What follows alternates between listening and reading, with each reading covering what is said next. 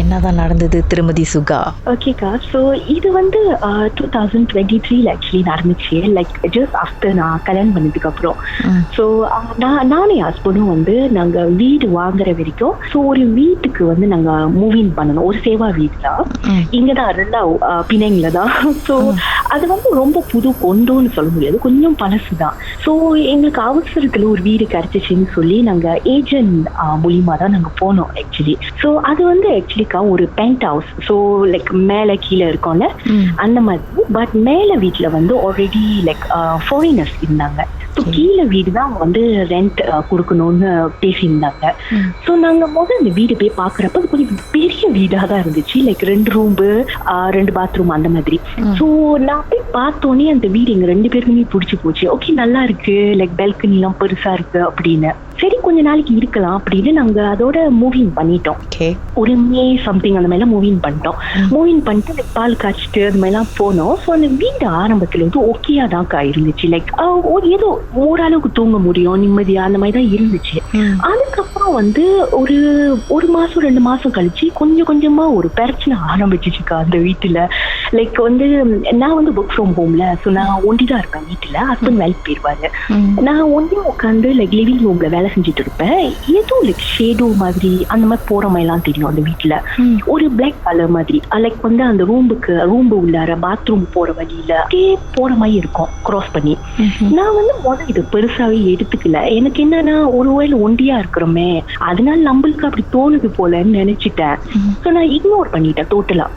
ஆனா என் ஹஸ்பண்டும் அதை வந்து நோட்டீஸ் பண்ணியிருக்காரு தான் போல இருக்கு. என்கிட்ட ஒரு சொன்னாரு, லைக் எல்லாம் ஓகேயா இந்த வீடு, லைக் நீ ஒண்டியா இருப்பியே, உனக்கு ஏதாச்சும் ஏதோ ஓகேயா இருக்கா இல்ல ஏதாவது ஃபீல் பண்ணுதா? நான் ஏன்னு கேட்டேன். அவருக்கு முன்னாடி இல்ல சும்மா தான் கேட்கறேன் அப்படின்னு. அப்ப நான் இல்ல ஓகேயா தானே இருக்கு, சோஃபா ப்ராப்ளம் இருக்கிற மாதிரி எனக்கு தெரியல அப்படின்னு. அப்ப அவரு வந்து மேபி அவருக்கு தெரிஞ்சிருக்கு போல, பட் பயம் காட்ட வேணாம் அப்படின்னு சும்மா அப்பசாம இருந்துட்டாரு. அப்ப அதோட வந்து ஒரு ஃபியூ மந்த்ஸ் போனதுக்கு அப்புறம் கொஞ்சம் கொஞ்சமா பிரச்சனை ஆரம்பிச்சுக்கா அந்த வீட்டுல. லைக் வந்து அந்த வீட்டுக்குள்ள சம்பந்தமே இல்லாம ஒரு கெட்ட வாடை மாதிரி இருக்கும். இவந்தும் நம்ம வீட்டுல சாமி எல்லாம் கும்பிடுவோம்ல, வாசனையான அந்த சாம்பிராணி ஊதுபத்தி எல்லாம் ஏத்துவோம். கண்டிப்பா வந்து வாடை இருக்க வாய்ப்பே இல்லை, அந்த வீட்டுக்குள்ளேயே தான் இருக்கும் அந்த வாசனை. ஆனா ஏன்னு தெரியல, நான் எவ்வளவு சாமி கும்பிட்டாலும்க்கா லைக் அந்த சாம்பிராணி போக வீட்லயே தங்காது. ஃபர்ஸ்ட் ஆஃப் ஆல் லைக் நான் அந்த சாம்பிராணி காட்டுறேன் வீடு சுத்தி, அந்த புகை வந்து தங்காது வீட்டுல. இன்னொன்னு நான் வந்து ஊதுபத்தி ஏத்துனா கூட வந்து டக்கு டக்கு டக்குன்னு போயிடும், லைக் அந்த வாசனை இருக்காது. இப்படியே தான் போயிட்டு இருந்துச்சு. நான் வந்து ஆரம்பத்துல இதை நோட்டீஸ் பண்ணல. போக போக வந்து எனக்கு இன்ஸ்டிங் வந்து பட ஆரம்பிச்சிச்சு, என்னமோ நான் தப்பா இருக்கேன் இந்த வீட்டுல அப்படின்னு. வாடையா இருக்கும் அப்படின்னீங்களே, என்ன ஏதாவது இன்னும் அழுகி போன செத்து போன வாடை அந்த மாதிரியா? அது வந்து ஒரு கெட்ட வாடை மாதிரி இருக்கும். அது சரியா என்னால அது சொல்ல தெரியல அது என்ன மாதிரி வாடைன்னு. பட் அது ஒரு கெட்ட வாடை மாதிரி தான் இருக்கு, என்னமோ கெட்டு போன மாதிரி அந்த மாதிரி இருக்கும். ஸோ நான் என்ன பண்ணி வீட்டுல வந்து சமைப்பேன். நான் வந்து சமைச்சுனா கூட டக்குன்னு கெட்டு போயிருக்கா சாப்பாடு. லைக் வந்து இப்ப நம்ம முதல் நாள் சமைச்சா மறுநாள் கூட சாப்பிடுவோம்ல, ஃப்ரிட்ஜில் வச்சு நம்ம சூடாக்குவோம். ஆனா நான் ஃப்ரிட்ஜில் வச்சா கூட அந்த சாப்பாடு வந்து அழுகி போயிடும். லைக் வந்து கெட்ட ஒரு வாடை இருக்க ஆரம்பிக்கும், ஒரு கெட்ட வாடை, சோறு கெட்டு போயிடும். இப்படியே தான் நடக்கும். இப்படி நடக்குதுன்னு எனக்கும் புரியல.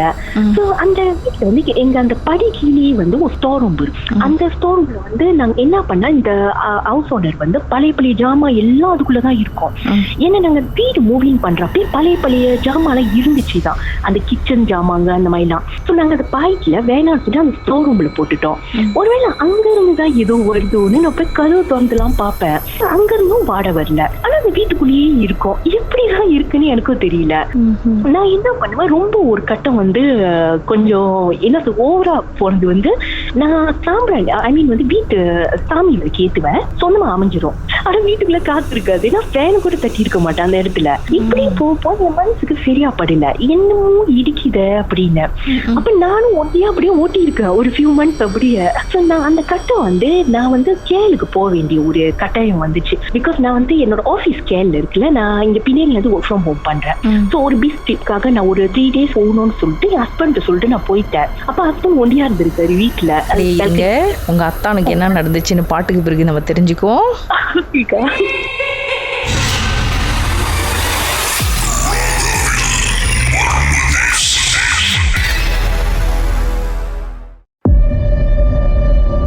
உச்சக்கட்ட அமானுஷ்ய திகில் சம்பவம்.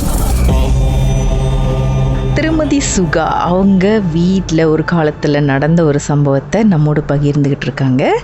ஏதோ ஒன்று நடமாட்டுற மாதிரி இருந்திருக்கு, கெட்ட வாடை, சாப்பாடு சீக்கிரம் கெட்டு போயிடும், சாமிகளுக்கு அமுஞ்சு போயிடும், இந்த மாதிரிலாம் பல விஷயம் நடந்திருக்கு. சரி, உங்கள் அத்தான் வீட்டில் தனியாக இருக்கிறாரு, அப்போ என்ன நடந்துச்சு? ஓகேக்கா. ஸோ இவர் அந்த டைம்ல வந்து துணி காய வச்சுட்டு இருந்திருக்காரு. அந்த டைம்ல இருந்து கிச்சன்ல இருந்து ஏன் குரல்ல ஏதோ ஒண்ணு அவரை கூப்பிட்டுருக்கு, லைக் பேபி அப்படின்னு. நான் எப்படி அவரை கூப்பிடுவேனோ அதே மாதிரி என் வாய்ஸ்லயே கிச்சன்ல இருந்து கூப்பிட்டுருக்கு. ஸோ இவர் வந்து லைக் நான் இருக்கிற மாதிரியே இவர் நினைச்சிருக்காரு போல இருக்கு. நான் கேளுக்கு போனதே அவருக்கு தெரியல போல இருக்கு. அந்த டக்குனு நமக்கு வராது இல்லக்கா அந்த சப்கான்சியஸ்ல. ஸோ இவர் என்ன பண்ணிருக்காரு, சொல்லு அப்படின்னு திரும்பி கூப்பிட்டு கேட்டிருக்காரு என்ன அப்படின்னு. கொண்டா சேர்ந்து அதுதான் கேளுக்கு போனுச்சு ஏன் குரல் அப்படின்னு அவருக்கு அப்பதான் ஸ்ட்ரைக் பண்ணிருக்கு. அப்ப கொண்டாத்துல இல்ல நம்ம பிரம்ம போல இருக்கு, நம்ம ஒண்டியா இருக்கோம், அது நினைப்பு வந்துருச்சு நம்மளுக்கு அப்படின்னு இவர் இக்னோர் பண்ணிட்டாரு. ஆனா இவருக்கு தசட அட்டிதான். சோ அதோட வட்டி இவர் தூங்கலான்ட்டுன்னு போயிட்டாரு. போன்லாம் அலாம்லாம் செட் பண்ணிட்டு தூங்க போற டைம்ல திருப்பி வந்து அவர் பக்கத்திலேயே வந்து பேபி அப்படின்னு கூப்பிட்டமே சத்தம் கேட்டுச்சான், லைக் நான் கூப்பிடுற மாதிரி. இவருக்கு வந்து டக்குன்னு எந்திரிச்சு உட்காந்துட்டாராம் பெட்ல. என்னடா இது அதே மாதிரி திருப்பியும் கேக்குதுன்னா இப்ப இது பிரம்ம இல்ல என்னது அப்படின்னு. இப்ப இவரு என்ன பண்ணி, இவரு கொஞ்சம் சாமி நிறைய கும்பிடுவாருக்கா. சோ இவர் என்ன பண்ணா உடனே டக்குன்னு சாமி வந்து லைக் நினைச்சிட்டாரு, இந்த மாதிரி ஏதோ என்ன தொந்தரவு பண்ணக்கூடாது, நான் சேஃபா இருக்கணும் அப்படின்னு. கொண்டாடி அந்த சத்தம் இல்ல, அப்படியே அமைதியா இருந்துச்சான். இப்ப இவர் என்ன பண்றாரு, சரி பரவாயில்லன்னு சொல்லிட்டு சாமி வேண்டிட்டு படுத்துட்டாரு. அதுக்கப்புறம் நான் வந்துட்டேன் வீட்டுக்கு. ஒரு 3 days கழிச்சு நான் வந்துட்டேன். வந்ததுக்கு அப்புறம் இவரு இந்த மேட்ரே என்கிட்ட சொல்லலக்கா. நீங்க அரண்டு போயிருவீங்கன்னு நான் ஒண்டியா இருப்பேன்ல. சோ அதோட நான் வீட்டுல ஒண்டியா அதோட வீட்டுல இருந்து வேலை செஞ்சுட்டு அப்படி இருந்திருக்கேன். திடீர்னு வந்து ஒரு நாள் நான் பாக்குறேன், ஒரு ஷேடோ போனதை நான் டக்குன்னு பாத்துட்டேன். நாங்க உட்காந்துருக்கேன், அந்த ஷேடோ என் ரூமுக்குள்ள அந்த பாத்ரூம்குள்ள அப்படியே போகுது. அப்ப எனக்கு ஒரு மனசு வந்து ஒரு மாதிரி, நம்ம பாத்துட்டோம்லக்கா அந்த விஷயத்த பார்த்தோம், ஒரு மாதிரி ஆயிட்டோம்னா ஹஸ்பண்ட் வேலை விட்டு வந்தாரு. அப்ப அவர்கிட்ட சொன்னேன், இந்த மாதிரி ஒரு விஷயத்த நான் பார்த்தேன், நான் இல்லாத டைம்ல நீங்க தான் பாத்தியான்னு. இவர் சொன்னாரு, ஆக்சுவலி ஒரு விஷயம் நடந்துச்சு அப்படின்னு அந்த கதையை தான் என்கிட்ட சொன்னாரு. நான் சொன்னோன்னு இதையா நீ அன்னைக்கே என்கிட்ட சொல்லலன்னு கேட்டேன். இவர் தான் இல்ல நீ ஒண்டியா இருப்ப, நீ பயந்துருவான், அதான் நான் சொல்லல அப்படின்னு. அவர் சொன்னாரு, ஒன்னும் பயப்படாத, நீ நார்மலா சாமி கும்பிடு, இது ஜஸ்ட் பாஸ் பையஸ் மாதிரி தான், நீ பயப்படாத, இந்த இடம் அந்த மாதிரி தானே, லைக் வந்து ஏதாச்சும் லீன் டாஸ் பண்ணோம், நீ அதெல்லாம் பெருசா எடுத்துக்காத அப்படின்னாரு. நானும் சரி ஓகேன்னு சொல்லிட்டு பேசாம இருந்துட்டேன். அதுக்கப்புறம் ஒரு விஷயம் நடந்துச்சு. மெயின் பிக்சர் இப்பதான் வருதா? ஆமாக்கா, நான் உட்காந்து வேலை செஞ்சுட்டு இருந்தேன். வெளிய வந்து அவர் கூப்பிடுற மாதிரி, லைக் வந்து கதவு வந்து தட்டுற மாதிரி, பேபி கதவு தோற அப்படிங்கிற மாதிரி சத்தம் கேட்டுச்சு. எனக்கு வந்து ஏன் இவர் வந்து கதவை தட்டிக்கிட்டு இவருதான் சாகி இருக்க அப்படின்னு நான் வந்து என்ன பண்ணேன், இப்ப நான் டக்குன்னு வந்து அவருக்கு வந்து என்ன என் மனசுல பட்டுச்சுன்னு தெரியல, நான் டக்குன்னு வந்து அவருக்கு போன் பண்ணினேன். அப்படியே வாட்ஸ்அப் கால் பண்ணி, சாவிதான் உன்கிட்ட இருக்க, வா என் வீட்டுக்குள்ள, ஏன் கதவு தட்டிட்டு இருக்க, எனக்கு இப்ப கொண்டாந்து மீட்டிங் ஆரம்பிக்க போகுது அப்படின்னு சொல்றேன். அவர் வந்து நீ என்ன சொல்ற, என்ன சாவி, என்ன கதவு தட்டினேன்னு கேக்குறாருக்கா. அப்ப வீட்டுக்கு வெளியே நின்னுட்டு இருக்கிறது யாரு? யாருமே எனக்கு தெரியலக்கா. அப்புறம் பாடலையே அது கூப்பிடுது. நான் கொண்டாந்து எனக்கு தூக்கி போட்டுருச்சு. நான் கேட்டேன், இப்ப நீ எங்க இருக்கேன்னு கேட்டேன். நான் கம்பெனில இருக்கேன், நான் எங்க வீட்டுக்கு வந்தேன் அப்படின்னாரு. எனக்கு பயந்துட்டேன்க்கா. நானு கடவுளே நான் காப்பாத்து, நான் ரொம்ப பயந்துட்டேன். அப்ப அவரு சொன்னாரு, ஏதா பிரச்சனையான்னு கேட்டாரு. நான் சொன்னேன், பிரச்சனை மாதிரி தான் இருக்கு, நீ கொஞ்சம் சீக்கிரம் வந்துரு வீட்டுக்கு அப்படின்னு சொல்லிட்டேன். அதோட அவர் வீட்டுக்கு வந்து நான் அந்த கதையை சொன்னேன், இந்த மாதிரி எல்லாம் இருக்கு, எனக்கு ரொம்ப பயமா இருக்கு இந்த வீட்டுல. அதுக்கப்புறம் நீங்க போனை வச்சுட்டு நீங்க போய் எட்டி பாத்தீங்களா வெளியே என்ன ஏதுன்னு? கோயிலுக்கா நான் ரூமுக்கு அதை சாத்திட்டு உட்காந்து ரூமுக்குள்ளேயே. அப்ப அவரும் வேலைட்டு அதோட வந்தோன்னு அந்த கதையை சொன்னேன். அவர் சொன்னாரு, என்னமோ சரியில்லதான், எனக்கும் லைக் கேட்டுச்சு, கூப்பிடுற சத்தம் கேக்குது, என்னமோ சரியா படல, நம்ம தான் வேற வீடு பாக்கலாமா டெம்பரரியா அப்படி. நான் சொன்னேன், சரி போலாம், எனக்கு ஓகே தான், எனக்கும் ஒண்டியா இருக்கு, பயமா இருக்கு, அட்லீஸ்ட் யாரா இருந்தா நான் பயப்பட மாட்டேன். இப்போ ஒண்டியா இருக்கிறப்ப இந்த மாதிரி எல்லாம் என்கவுண்டர் பண்றப்ப எனக்கு ஒரு மாதிரி இருக்குன்னு. அதோட நாங்க என்ன பண்ணோம், வீடு தேட ஆரம்பிச்சிட்டோம். வீடு தேட ஆரம்பிச்சோம். ஆஃப்கோர்ஸ் நம்ம அந்த ஹவுஸ் ஓனர் கிட்ட சொல்லணும்லக்கா, பிகாஸ் நோட்டீஸ் கொடுக்கணும்ல, 2 மாசம் 1 மாசம் அந்த மாதிரி. அப்ப நாங்க என்ன பண்ணோம், ஹவுஸ் ஓனர் கிட்ட இன்ஃபார்ம் பண்ணிட்டோம். திடீர்னு அந்த ஹவுஸ் ஓனர் என்னன்னு தெரியலக்கா, என்னைக்குமே நாங்க இப்ப ஒரு பிரச்சனையான வீடு ப்ராப்ளமா இருந்தா கூட ரிப்ளை பண்ண மாட்டாங்க. நாங்க வெளியாகிறோம்னு சொல்லவே டக்குன்னு மறுநாள் வீட்டு முன்னுக்கு வந்து நின்றுட்டாங்க. லைக் அந்த லீவ் வரல, அவங்களோட பையனை அனுப்பி விட்டாங்க, என்ன பிரச்சனை போய் பாரு அப்படின்னு. அப்ப இவரு சொல்லிட்டாரு, இல்ல இந்த மாதிரி வந்து எனக்கு வேற இடத்துல வேலை கிடைச்சிருச்சு, சோ நாங்க வீடு மாறுறோம், நாங்க இங்கேயும் புது வேலை இடத்துக்கும் தூரம் அப்படின்னு போய் சொல்லிட்டாரு. ஏன்னா இதுங்க கிட்ட உண்மையை சொன்னா ஏதாச்சும் ப்ராப்ளம் பண்ணுங்க அப்படின்னு. இப்ப நானும் வந்து அதே மாதிரி சொல்லிட்டேன். அதோடக்கா நீங்க நம்ப மாட்டீங்க, அந்த ஹவுஸ் ஓனரோட பையன் வந்து சும்மா சும்மா எங்களுக்கு கால் பண்றது, மெசேஜ் பண்றது, இந்த மாதிரி நீங்க எந்த இடத்துல வீடு தேடுறீங்க, நான் வேணா ஹெல்ப் பண்ணிட்டா. சம்பந்தமே இல்லக்கா, அவங்க உதவி பண்ணணும்னு சம்பந்தம் இல்ல, அவங்க வாலண்டியரா வராங்க. எங்களுக்கு வந்து அது கொஞ்சம் உண்மை சஸ்பிஷியஸா இருந்துச்சு, ஏன் இவங்க சம்பந்தம் இல்லாம தலையிடுறாங்க அப்படின்னு. இப்ப நாங்க சொல்றோம், இல்ல நம்ம வேற இடத்துல தேடுறோம், நாங்களே பாத்துக்கிறோம் பரவாயில்ல அப்படின்னு. அப்ப மேல வீட்டுலதான் வந்து இந்த ஃபாரினர்ஸ் இருந்தாங்கன்னு நான் சொன்னேன்லக்கா, என்ன நடந்துச்சுன்னு தெரியல, திடீர்னு அவங்க வீட்டை விட்டு காலி பண்ணிட்டாங்க, சொல்லாம கொள்ளாம போயிட்டாங்க. அவங்களும் ஆமாக்கா. அப்படியே லைன்ல இருங்க, பாட்டுக்கு பிறகு மேலும் பேசுவோமே என்னதான் நடந்துச்சுன்னு.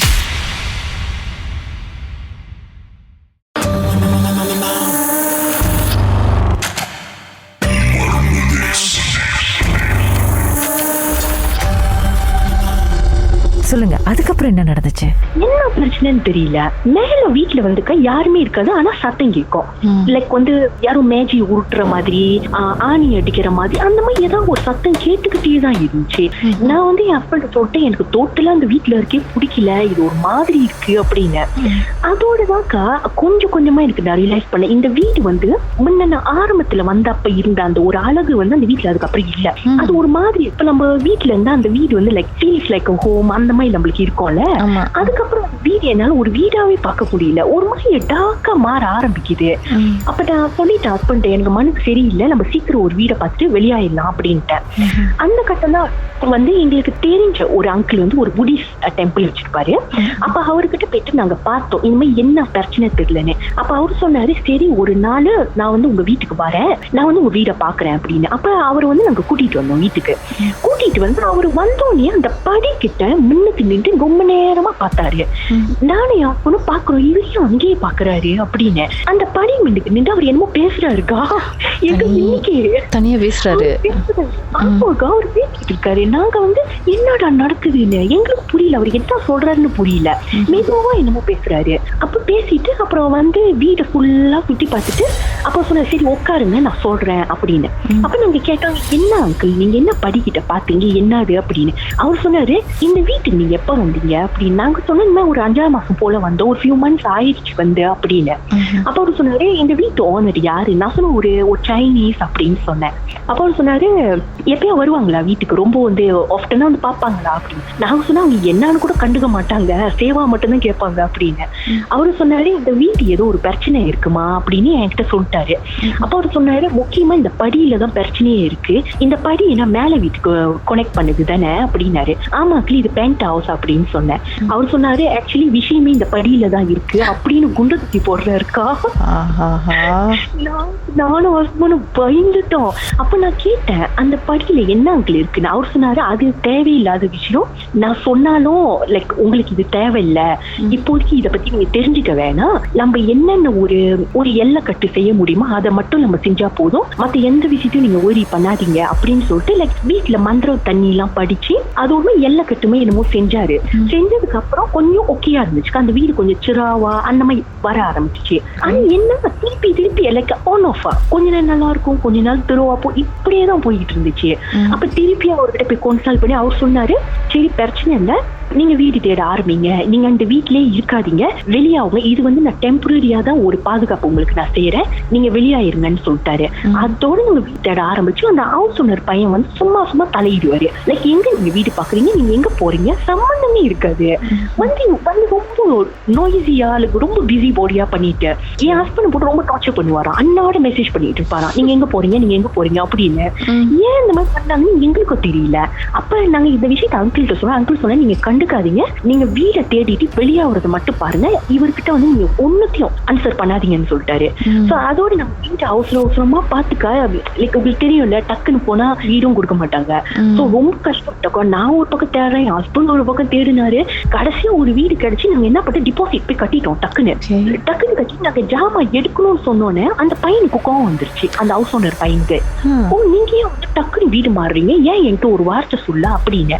அப்ப ஏன் ஹஸ்பண்ட் சார், நான் ஏற்கனவே உங்கள்கிட்ட சொல்லிட்டேனே நான் வீடு மாற போறேன்னு, ஏன்னா மாற போறதா உங்களுக்கு நான் நோட்டீஸ் கொடுக்கணும், நான் ஆல்ரெடி உங்களுக்கு கொடுத்துட்டேன், ஏன் திருப்பி வந்து கேட்கறேன்னு. இல்ல நீங்க திடீர்னு கொடுத்தோன்னு நாங்க புது ஆளு தேடணும் அப்படின்னு சம்பந்தம் இல்லாத விஷயத்தெல்லாம் அவர் சொல்லிக்கிட்டு இருக்காரு.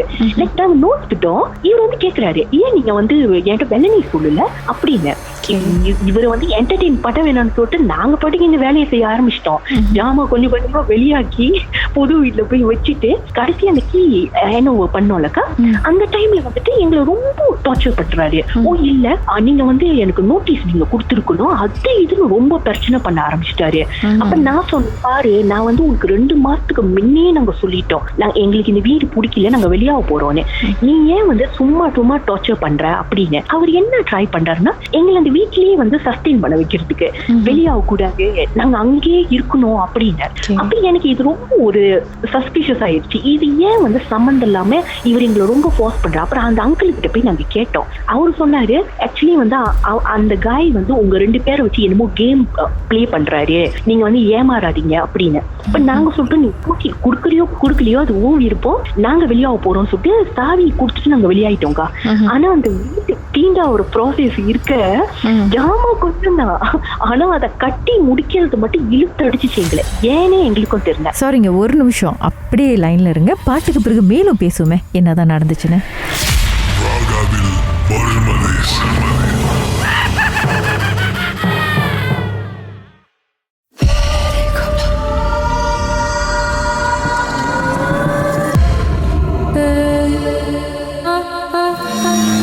ராகவில் இது மர்ம தேசம். சொல்லுங்க, அதுக்கப்புறம் என்ன நடந்துச்சு? லைக் லேஸ்லக்கா அந்த வீட்டுல ஒரு விஷயம் செஞ்சா டக்குன்னு முடியாது, ஈர்த்தடிக்கும் பயங்கரமா. எங்களை வந்து வெளியாகாத மாதிரி ஒரு விஷயம் அந்த வீட்டுல நடந்துகிட்டே இருந்துச்சு, வெளியா விடாம. சோ நாங்க அதையும் தாண்டி வெளியாகி வந்துட்டோம். வெளியானதுக்கு அப்புறம் நாங்க போய் அந்த அங்கிள் ஒரு வாட்டி பார்த்தோம். நாங்க கேட்டோம், இந்த மாதிரி வந்து என்ன அங்கிள் பிரச்சனை அந்த வீட்டுல. அப்ப அவர் சொன்னாரு, பிரச்சனையே வந்து உன்னோட ஹவுஸ் ஓனர் தான், நீங்க இல்ல. ஏன்னா உங்க ஹவுஸ் ஓனர் வந்து நிறைய பொருள் பாய்க்கிறாங்க, நான் நினைக்கிறேன் அது தைலண்ட் பொருள் போல அப்படின்னு சொல்லிட்டாரு. அவர் அங்க சொன்ன நாங்க கேட்டோம், என்ன மாதிரி பொருள்னு. அப்ப அவர் சொன்னாரு, இது ஏதோ ஒண்ணு லைக் வந்து உங்களை வந்து அப்படியே அவங்க கட்டுப்பாட்டிலேயே வச்சுக்கிற மாதிரி, மேபி இந்த வீட்டுல வந்து ஆளுங்க வந்துட்டு வெளியாகுறாங்க போல, லைக் வந்து நிரந்தரமா ஆள் இல்லாதனால அவங்களுக்கு சேவா காசு கிடைக்க மாட்டேங்குது, இன்கம் இல்ல, அதனால உங்களை மாதிரி ஒரு ஆள் வந்துட்டு உங்களை வச்சே லைக் உக்க தலையிலேயே மிளகா அரைக்கலாம் அந்த மாதிரி அவர் சொன்னாரு. உங்களை நல்லா யூஸ் பண்ணிக்கலாம், அதுக்காக தான் வந்து உங்களை ரொம்ப டார்ச்சர் பண்ணியிருக்காங்க. பட் தேங்க் காட் நீங்க அவங்க பேச்சு கேட்காம நீங்க வெளியாயிட்டீங்க, அதுதான் நல்லது. இப்ப நீங்க வெளியாயிட்டீங்களா, இதோட உங்களுக்கு விட்டுருங்க, இதோட இதை பத்தி ஏதோ தெரிஞ்சுக்க வேணாம் அப்படின்னு சொல்லிட்டாரு. ஆனா அந்த வீட்டுல மேமா பிரச்சனை இருந்துச்சுக்கா. அவரு வந்து சொன்னாரு, அந்த படியில தான் உட்காந்துக்கிட்டு இருந்துச்சு, ஏன்னா அந்த படி டார்க்கா இருக்கும்ல, சோ அங்கதான் வந்து உட்காந்துட்டு இருந்திருக்கு. இது ஃபீல் அவர் சொல்றாரு, மேல வீட்டுல உள்ளவங்களுக்கு கூட அது ஏதோ டிஸ்டர்பன்ஸ் பண்ணிருக்குன்னு, லைக் வந்து அவங்களே வீட்டுல இருந்து வெளியா விடாம ஏதோ நடமாடுறது அது என்னமோ பண்ணி இருக்காது. சோ இவங்க என்ன பண்ணிருக்காங்க, அந்த ஃபாரினர் அவங்களுக்கு பிடிக்காமனால வீட்டை விட்டு ஓடி இருக்காங்களாம். இதுல பிரச்சனையும் நம்மளுக்கு வேணாம் அப்படின்னு சொல்லிட்டு. ஐயோ அந்த மாதிரி இருக்காது, என்னென்னமோ சத்தம்லாம் கேட்கும். நான் வந்து பேட்ஸ் வளர்க்குறேன், கினிபிக் வந்து. ஸோ அது வாங்கிட்டு வந்து புதுசுல அந்த கினிபிக் வந்து ரொம்ப ஃப்ரெண்ட்லியா நல்லா விளாடும், சுத்தி ஓடும் கேஜ் வந்து. அது என்ன ராத்திரில பாத்துச்சிங்க தெரியல, மறுநாள் வந்து ஆரம்பிச்சு அதுக்கு பயம்க்கா, எங்களை பார்த்தாலும் ஓடி போய் அது உண்மை கேஜுக்குள்ள ஒழிஞ்சிக்கும், ரொம்ப மூலையிலேயே உட்காந்து உண்மை டிப்ரெஸ்டா அந்த மாதிரி இருந்துச்சு. இப்ப வரைக்கும் அந்த கினிபிக் அப்படிதான்க்கா இருக்கு. அது என்னத்த பாத்துச்சு அன்னைக்குன்னு எனக்கு சத்தியமா தெரியல. அன்னைக்கு பயந்த கினிபிக் இன்ன வரைக்கும் அப்படிதான்க்கா இருக்கு, ரொம்ப லோன்லியா அந்த மாதிரி தான் இருக்குது. நாங்க கொஞ்சம் சேராதான் பண்ணுவோம், அது அப்படியே அந்த மாதிரி எனக்கு ரொம்ப ஒரிட் ஆயிடுச்சு. ஏன் இது இந்த மாதிரி ஆயிடுச்சு, அந்த வீட்டுக்கு போய் தான்க்கா மோசமா வந்துச்சு எல்லாம். நாங்க அதுக்கு முன்னே நல்லா தான் இருந்தோம், அந்த வீட்டுக்கு போய் பைனான்சியலி டவுன் ஆகி ரொம்ப தொடச்சி எடுத்துச்சுக்கா. எனக்கும் அதுக்கு சம்பந்தம் இல்லாம சண்டை வரும், இந்த மாதிரி தான் நிறைய நடந்துச்சு அந்த வீட்டுல. ஒரு நிம்மதியான தூக்கம் இல்லாம போச்சு, அதோட கெட்ட கெட்ட கனவு வர ஆரம்பிச்சிச்சு. ரொம்ப ப்ராப்ளம்க்கா அந்த வீடு. ஐயோ, நான் அந்த வீட்டை விட்டு வந்ததுக்கு அப்புறம் தான் நிம்மதியா இருக்கு எனக்கு. ஆனா மேல தங்கி இருந்தாங்கன்னு சொன்னீங்க ஃபாரின், அவங்க கிட்ட போய் நீங்க கேட்கணும்னு தோணலையா உங்களுக்கு? உங்களுக்கு ஏதாச்சும் எக்ஸ்பீரியன்ஸ் இருக்கா? ஏதாச்சும்? நாங்க கேட்கலக்கா, பிகாஸ் நாங்க அவங்க கிட்ட பேசவும் மாட்டோம். இன்னொன்னு வந்து லைக் வந்து நாங்க வந்து அந்த பெயிண்ட் ஹவுஸ் நான் சொன்னேன்ல, அந்த கதவு வந்து மேல வந்து லாக் பண்ணிருக்கோம். லைக் வந்து அவங்க வீட்டு பக்கம் நாங்க போகாம அவங்க எங்க வீட்டு பக்கம் வராம இருக்க மாதிரி ஒரு லாக் மாதிரி போட்டிருக்கோம். அதனால வந்து நாங்களும் மேல அந்த படி ஏறி போகவும் மாட்டோம், அவங்களும் யாரும் வரவும் மாட்டாங்க. லைக் அந்த ஃபாரினர்ஸ் யாருன்னு கூட எங்களுக்கு தெரியல. லைக் சத்தம் மட்டும் கேட்கும். லைக் அவங்க பேசுற சத்தம், கிச்சன்ல அவங்க சமைக்கிற சத்தம், அமைதியா வீடு இருந்துச்சுன்னா இதெல்லாம் கேட்கும். ஆனா வந்து அந்த மேல யாரு இருந்தா எனக்கும் தெரியல அது யாருன்னு, அவங்களுக்கும் தெரியல கீழே இருந்தது யாரு அப்படின்னு. அந்த ஹவுஸ் ஓனர் அப்படிதான் பண்ணி வச்சிருந்தாங்க. எதுக்கு அந்த லாக்க போட்டாங்கன்னு எங்களுக்கும் தெரியல. அந்த வீடு அந்த மாதிரி ஒரு மாதிரி வித்தியாசமா இருக்கும். அந்த வீட்டுல சம்டைம்ஸ் நடமாடுற சத்தம்லாம் கேட்கும். லைக் வந்து திடீர்னு யாராச்சும் அந்த தொங்காட்டுல வந்து அந்த மணி மாதிரி லைக் பசாங் பண்ணிட்டு அந்த தொங்காட்டை அடிச்சு அடிச்சு நடக்கிற சத்தம்லாம் கேட்கும். ப்ளீஸ் அங்கிள் கிட்ட போய் நாங்க செக் பண்ணப்ப அவங்க சொன்னாங்க இது வந்து வேற, இது டோட்டலாவே வேற அப்படின்னு. நான் ஒண்டியா இருக்க டைம்ல எல்லாம் இதெல்லாம் கேட்டிருக்கேன்க்கா. அது வீட்டு ஹால்ல நடக்கும். நான் ரூம்ல வந்து சம்டைம் உட்காந்து வேலை செஞ்சுட்டு இருப்பேன், அது ஹால்ல நடக்கும். எனக்கு இதெல்லாம் கேட்டிருக்கு. நான் பயந்து போயிருப்பேங்க. அந்த வீட்டுல இருக்கிற டைம் ஃபுல்லாவே பயத்திலேயே தான் நான் வாழ்ந்தேன் அந்த வீட்டுல. தப்போம் பொழைச்சோன்னு நல்ல வேலை ஓடி வந்துட்டீங்க. செம்ம டார்ச்சர் அந்த வீடு. வந்ததுக்கு அப்புறம் தான் இப்ப நானும் அதுக்கு நிம்மதியா இருக்கும். லைக் இந்த மாதிரி சத்தம் இல்லாம ஒரு டார்ச்சரா நிம்மதியான தூக்கம் இப்ப இருக்கு. அப்பெல்லாம் நிம்மதியான தூக்கமே இருக்காது. ரொம்ப கஷ்டப்பட்டோம் நாங்க. திடீர்னு தூங்குவோம், திடீர்னு எந்திரிச்சுக்குவோம். லைக் யாரோ வந்து இருக்கிற மாதிரியே தோணும். இந்த மாதிரி தான் இருந்துச்சு. லைக் யாரோ நம்மள பாத்துக்கிட்டே இருக்கிற மாதிரி அந்த மாதிரி இருக்கும்க்கா. இன்னைக்கு ராத்திரி தூங்குறதுக்கு முன்னாடி அப்படியே ஜன்னல் ஓரம்லாம் எட்டி பாருங்க, கட்டில் கீழேயும் பாருங்க. ரொம்ப நாள் கழிச்சு அதை பத்தி பேசியிருக்கீங்க, கூடவே வந்திருக்க போகுது. புலி இல்லக்கா, இருக்க கூடாது. அந்த வீட்டோட போயிட்டோன்னு நம்புறேன் நான். ஆமா ஆமா. மர்மதேசம் கதைகளை மீண்டும் கேட்கணுமா? ஷாக் ஆப் வாயிலா நீங்க கேட்கலாம். எப்ப வேண்டும்னாலும் எங்கிருந்து வேணாலும் நீங்க கேட்கலாம். SYOK செட்டிங்ஸ் லாங்குவேஜ் தமிழ்னு செலக்ட் பண்ணுங்க. சர்ச் ஐகான்ல மர்மதேசம், அதுக்கப்புறம் ஷாக் காஸ்ட்னு கிளிக் பண்ணீங்கன்னா எல்லா கதையும் அங்கதாங்க இருக்கு.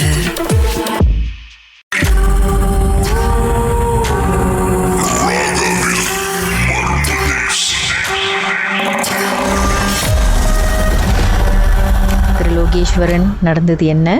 நான் வந்து அந்த கம்பெனிக்கு ஒரு சொல்ல விரும்புகிறேன். அங்கே வந்து நான் வந்து லெவல் 27 ஃப்ளோரில் வேலை செய்கிறப்ப வந்து எங்களோட ஷிஃப்ட் வேலை காலையில மத்தியானம் நைட்ல. ஸோ நைட்டில் வந்து நம்மளை வந்து எங்களுக்கு வந்து 4 செட்டு வாக்கி டாக்கி கொடுத்துருப்பாங்க. ஸோ எங்களுக்கு ஸ்டாஃப் 2 பேர் செக்யூரிட்டிக்கு இருக்கு. ஸோ எங்களோட ஜாப் வந்து என்னன்னாக்கா இம்போர்ட் எக்ஸ்போர்ட் வந்து லோரியில் ஏற்றுற போது வந்து நாங்கள் வந்து மானிட்டர் பண்ணோம் ஜிபிஎஸ் மூலிமா. ஸோ மானிட்டரில் ஜிபிஎஸ் ட்ராக் பண்ணுறப்ப நைட் ஷிஃப்ட் செய்யறப்ப ஒரு வாட்டி வந்து என்னோட கிளிக் வந்து சொன்னாங்க, ஞாயிற்றுக்கிழமை அந்த பக்கம் வந்து சொன்னாங்க, நான் வாஷ்ரூம் போகிறேன், நீ தெம்மான் வரேன்னு. அப்போ ஓகே நான் வரேன், நான் வெயிட் பண்ணுறேன் வெளியே. ஸோ அப்போ வந்து எங்களோட ஸ்டாஃப் ரூமுக்கோ வாஷ்ரூம்க்கு வந்து ஒரு வாக்கிங் டிஸ்டன்ஸ் தான், ஒரு 2 to 3 minutes தான். ஸோ அந்த டைம் நான் வந்து லெவல் 27 நான் வந்து எப்பவுமே வந்து அதை அந்த கட்டுறப்போ வந்து அதை வந்து தன்னப்போ கூப்பிட்றான்னு இருந்துச்சு. ஸோ அதெல்லாம் இது பண்ணி தான் அந்த முன்னாரத்தையும் கட்டுறாங்க. ஸோ கட்டுறப்ப வந்து கட்டிட்டு பிறகு அந்த நம்ம ஃப்ளோர்ல வைக்கிறப்போ வந்து சம்டைம் வந்து கது சண்டமா அடிக்கிறது கேட்கும், சம்டைம் வந்து அழுவுற சத்தம் மாரி கேட்கும். ஸோ அப்போ நான் என்ன பண்ணேன், நானும் வாஷ்ரூம் போயிட்டு இதை பண்ணிட்டு வாஷ்ரூம்ல தான் இருக்கேன். அப்புறம் அவங்க எங்கிட்ட எதுவுமே சொல்லிட்டாங்க, நான் இந்த மாரி வந்து நான் போறேன் ஆஃபீஸ்க்கு, நீ அப்புறம் முடிச்சுட்டு எல்லாம் வாங்க. சரி காக்கான்னு சொல்லிட்டு நானும் வாஷ்ரூம்ல தான் இருக்கேன். எப்போ கூப்பிட்ற மாரி இருக்கு. அப்புறம் நானும் வாக்கி டாக்கி எடுத்து கேட்குறேன், ஏன் இப்போ கூப்பிட்டேன் நீ?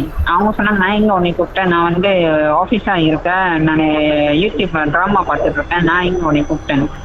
எனக்கு அப்புறம் வந்து நானும் இது பண்ணிட்டு எனக்கு ஒரு பையன் வந்துச்சு. சரி ஓகே நான் என்ன பண்ணேன், ஸ்பீக்கர்ஸ் இருக்கும் அந்த சவுண்டு இடத்துக்கு போனேன்.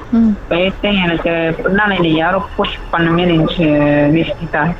எனக்கு கொஞ்ச நேரத்துல பக்கத்துல போச்சு. அப்புறம் தான் நான் என்ன பண்ணேன், நான் வாக்கி டாக்கில வந்து கேட்டேன், சார் நீ என்ன ஒன்றும் வாஷ்ரூம் இருக்கியா, நான் ஆஃபீஸ் இருக்கேன், அப்போ அவங்க நான் வாஷ்ரூம்லாம் இருக்கேன், நீ இங்க வந்து சிட்டிகிட்ட இருக்கேன். நான் சொன்னேன் நம்ம ஆஃபீஸ் ஃப்ளோர் தான் இருக்கேன், யாரும் என்னை கூப்பிட்ட மாரி இருந்துச்சுன்னா நான் போனேன். அப்புறம் அவங்க என்ன சொன்னாங்க, நீ எதப்போ பார்க்காம திரும்பி வான்னு சொல்லிட்டு அப்போ நான் என்ன பண்ணேன், நாங்கள் இப்போதான் இன்னும் நார்மலாக வந்து அந்த செக்யூரிட்டி கார்ட்ஸ்லாம் வந்து உடம்பா வேலை செய்கிறாங்கன்னா மானிட்டர் பண்ணோம். ஸோ அதுவும் நாங்கள் செய்வோம் half an hour every half an hour. So செய்கிறப்ப அந்த டைம் வந்து அப்பயும் என்னை யாரோ ஃபாலோ பண்ண மாரி இருந்துச்சு. அப்புறம் நானும் வேண்டிக்கிட்டேன், கடவுளை வேண்டிக்கிட்டேன். அப்புறம் நைட்டு ஒரு 6 மணி வரைக்கும் முடிஞ்சதான் கொஞ்சம் நிம்மதியாக இருந்துச்சு. அப்புறம் நான் சொன்னேன், இனிமேல் எங்கள் சவுண்டெல்லாம் கற்றுச்சு கடிக்கிட்ட சொன்னேன், கக்கா சைடுங்க ஸ்வரம் மச்சான் orang panggil, orang jerit, orang nangis ni.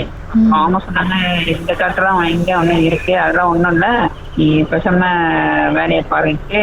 அப்புறம் எப்போ இதுக்கே சொன்னேன். அப்போ இப்போ சொன்னாங்க, அப்போதான் எங்கிட்ட சொன்னாங்க, நான் வந்து இந்த பங்களான் வந்து கட்டுறது 2 கடை கூப்பிட்றான்னு இருந்துச்சு. ஸோ அதில் வந்து தான் இடிச்சு வந்து அந்த கட்டியிருக்காங்க. ஸோ மேபி அதனால கூட இருக்கலாம்னு சொன்னாங்க.